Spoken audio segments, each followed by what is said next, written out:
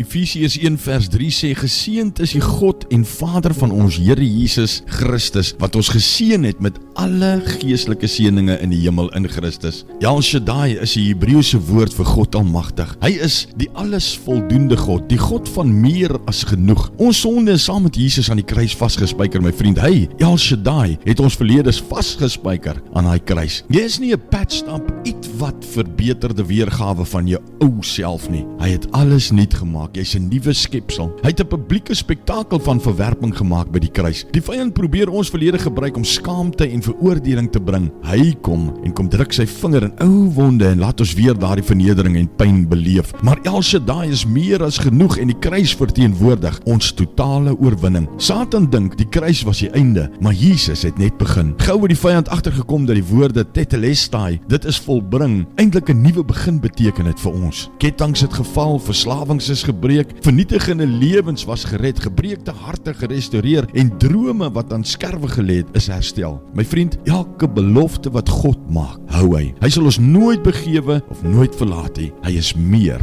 as genoeg. Here, ons kom eer U net vanmôre en dankie dat U meer as genoeg is. Ons loof U en ons prys U wonderlike naam vanmôre. In Jesus se naam. Amen.